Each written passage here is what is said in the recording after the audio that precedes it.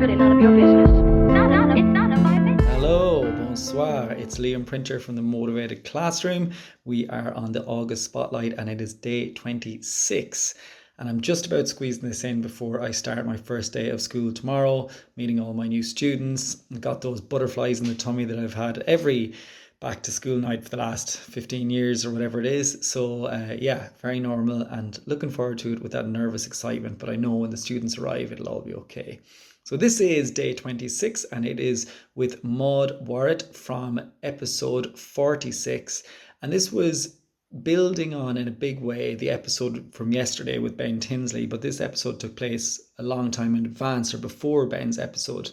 So Maud is from the UK. I mean, she teaches in the UK, but she's French. And I saw her present at a conference on decolonizing the curriculum.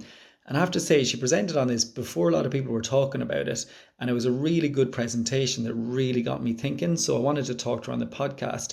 And she had some great stuff to say. And I think it was really nice just to hear from her voice as a black French woman teaching in the UK. So she starts off by saying, obviously, in the 80s and 90s when I was a child, I was always the only non-white person in my school. You know, I've quite an unusual background. My mum was white, my grandparents were white, and they brought me up.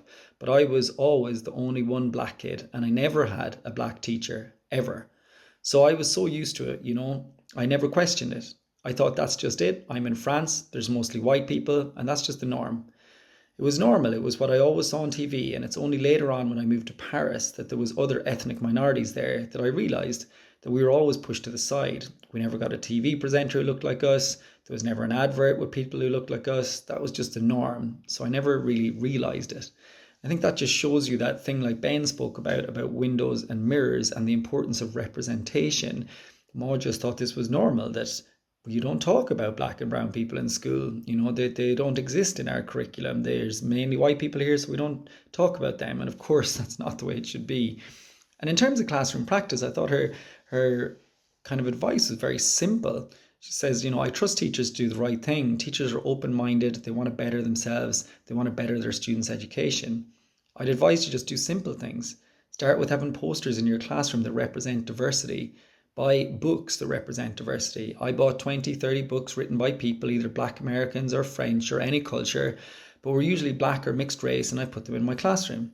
And I let my students look at it. They can borrow the books. I ask my students to do silent reading for 45 minutes, and they're welcome to take the books home or just enjoy them in class. I have black, British, very famous books now to talk about black culture and heritage in the UK, but also some classics from American literature written by black authors. And it's just a simple start, just to bring in awareness that usually in libraries we still have a lot of male, middle-aged white European writers, so we need to expand our books. And again, that importance of reading. And I think Maud is really talking here about her humanities class, her social studies class, as opposed to her French class, but that importance of bringing in a representation that is broad and diverse. And then we had a great conversation about guilt, you know, and like how do we do this and how do we get it right, especially for us white, male, middle-aged teachers, straight, all of the things that we don't suffer from any of these prejudices and have lived a very privileged life. And there's many of us in this, including me. And I asked her about how we do this, and she talked about guilt and saying, you know, I'd always say you shouldn't feel guilty of anything. I had a discussion with German friends of mine that told me about the weight of guilt having been born in the 80s, you know, from the Holocaust. And I think we as generations, we've always been open-minded, and with a universal outlook, we should not carry the guilt of the past in our personal history. We shouldn't carry that guilt because we were not born in that time. What we can do is educate ourselves. And that's the key point, just like Ben talked about that intellectual curiosity. So any teacher who wants to do something about racism should be able to educate themselves, do it with open eyes and not feel the guilt and not try to be too politically correct, as I would say to my students. I don't have the answer for everything. I'm prejudiced in my ways. I'm French. I was born in France. I've never lived in Africa. Sounds just like Ben, right? I might have a completely different outlook. I'm just trying to find examples that are positive, that work for me. I think we should all make that. We should all make that effort to do that thinking and to make the mistakes. We shouldn't spend too much time on the words. We should try to educate ourselves and listen to others. And there she's talking about not being worried to say the wrong word. She gave the example of the acronym BAME, so Black, Asian, minority, ethnic, people. Like she gave that great example, and she said some of her friends don't like being called BAME, or and they're black, and she's like, it doesn't bother me. And she said, this is, we can get hung up on words, but really the important thing is to educate ourselves and do the best and have a go.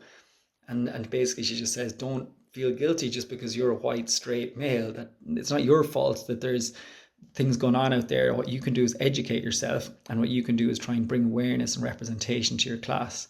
And then, very similar to Ben, she talked about it just being tokenistic and the danger of that. And I think it's dangerous because what we're going to do, maybe like the Black Lives Matter protest, is just going to fizzle out, and then we'll go to the next thing and it'll be shelved and forgotten. So as a teacher, we need to represent as many communities as we can. It's a very tricky issue because for me it's important, but it's not done just like a sprinkling of something on the cake, like an afterthought. That's not honest. And I think we need to be. We always have this Black History Month, but remember, that's just a month. It should be all the time. And again, there's so much to resonate there with what Ben said in his episode. And I think both of them, you've got the UK perspective and the American perspective there from two French teachers. And I think it's really nice to listen to both those episodes before you start the school year, or wherever you are in your school year, just to remember and remind yourself that if you are a non-native speaker, you're white, you're straight, you don't suffer from the prejudices that many others do, that doesn't mean you can't try and talk about these things and bring awareness to it, and say, this is my perspective. This is, I'm an Irish white guy who lives in Switzerland, and I was brought up in a very nice family, and I had lots of privilege in my life, and this is the way I see it. I've not got that lived experience, but I want to talk about these things. And just because there may be a black student in my class, or a student who is gay, or a student who is trans, that I can't fully identify with that because I've never had to go through that struggle, that doesn't mean I shouldn't try and be welcoming and inclusive, and speak about these things and not shy away from it, and be as open and as inclusive as I can. Like, surely our children, our young people deserve us to have an open mind and try our best to be inclusive. So thank you very much, Maud. Merci beaucoup, and I'll see you all tomorrow.